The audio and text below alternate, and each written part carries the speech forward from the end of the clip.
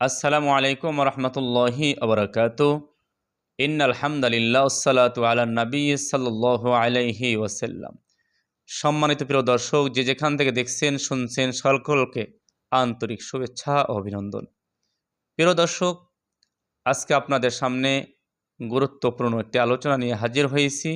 আলোচ্য বিষয়বস্তু হলো 3 সময় নামাজ পড়া হারাম। অনেকে হয়তো বা নাও শুনতে পারি, নামাজ পড়া সওয়াবের কাজ, আবার নামাজ পড়া হারাম কেন? সব সময় নামাজ পড়া যাবে না, 3 সময় নামাজ পড়া হারাম। 1 নম্বর, সূর্য উদয়ের সময়। যখন সূর্য উঠবে তখন নামাজ পড়া হারাম। সূর্য উদয় থেকে 23 মিনিট পরে আমরা নামাজ আরম্ভ করতে পারি। 23 মিনিট গোনার পরে নামাজ আরম্ভ করবো, এই সময়টুকুতে নামাজ পড়া হারাম। 2 নম্বর, দ্বিপ্রহার। যখন সূর্য মাথার উপরে বরাবর থাকে তখন নামাজ পড়া হারাম। ওই সময় আমরা কোনো নামাজের জন্যই দাঁড়াবো না। 3 নম্বর হলো সূর্য অস্ত যাওয়ার সময় নামাজ পড়া হারাম। তাহলে কি বললাম? 1 নম্বর সূর্য উদয়ের সময়, যখন সূর্য ওঠে।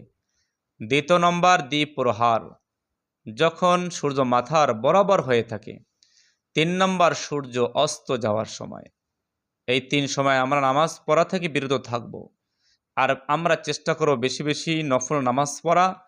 আর একটা বিষয় আমরা বলবো, আমাদের পিছনে যত নামাজ কাজা হয়েছে বিভিন্ন কারণবশত, ওই নামাজগুলো আমরা পড়ার চেষ্টা করব, যাতে করে আমাদের মৃত্যুর আগে আমরা যদি দৈনিক 1 ওয়াক্ত নামাজও আদায় করে নিই, কাজা নামাজগুলো, তাহলে 30 দিনে 30 ওয়াক্ত নামাজ শেষ হয়ে যাবে ইনশাআল্লাহ।